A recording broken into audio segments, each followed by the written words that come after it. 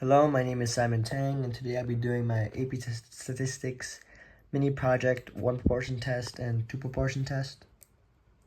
First of all, the overview of the census data.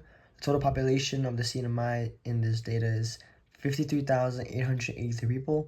Today we'll be looking at the Filipino percentage, which is approximately 35% of the total. So the note for this project is that we use the Filipino proportion, which is P equals 0.35. Data collection and chosen ethnicity, we chose Filipino. We had gotten data as I surveyed 30 randomly selected individuals from the community. For the 1 proportion test, all 30 observations come from one combined sample, and for the 2 proportion test, the sample is split equally between 30 females and 30 males.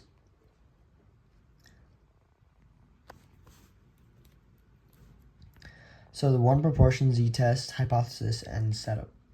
So the objective is to test whether the current population of the Filipino residents is the same as the 2010 census proportion. The H0 proportion is 0.35. The H of A, P is not equal to 0.35, and the alpha is A equals 0.05.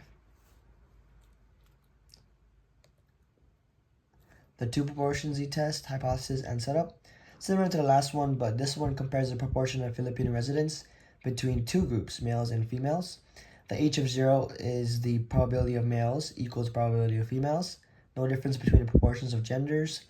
The H of A, or H alpha, is probability of males not equal to probability of females. So the alpha is also 0.05, and yeah. The 1 proportion z-test conclusion. By finding the standard error first, we do the square root of 0.35 times 0.65 divided by 30, which gives approximately 0.0871. To get a z-value, we put the first value that we got earlier, 0.017. It's not my calculations right here, but I did it, over 0.0871 to get a z-value of 0.195. So since the p-value is greater than the alpha, we fail to reject the H of 0. So what this basically means is that there's no statistically significant evidence to suggest that the true proportion of the Filipino residents differs from the 35% reported in the 2010 census. The simulated sample of what I simulated through my program, I made a program for the simulations, is that 36.7% is very close to the census value. Next, we have the 2 proportion z-test conclusion. Similar to by finding standard error first, square root of 0.232 times 0.0067 approximately gives you 0.1224, and then doing that, we get the z-value of negative 1.608. So the decision is that since the p-value is greater than the alpha, we fail to reject the H of 0 again. So what this basically says again is that there's no statistically significant difference between the proportion of Filipino residents in the male group and the female group based on the simulated data of my program. And although the numerical differences may look notable or may look very obvious, the sample and sample sizes do not prove enough evidence of a difference at the 5% significance level. Basically saying the data cannot be generalized.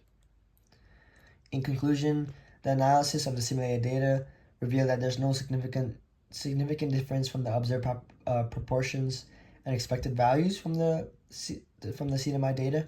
Basically saying that this experiment did not yield much information to where it can be reliable, as there's very little samples for that, and it's being compared to each other.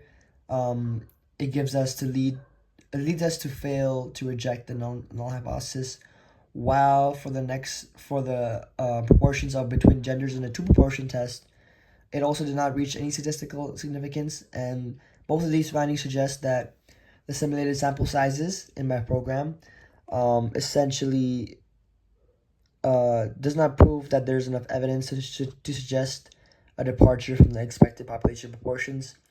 And it will be beneficial to have actual data and larger samples to enhance the precision and reliability of this conclusion. So yeah, that's basically it. Thank you.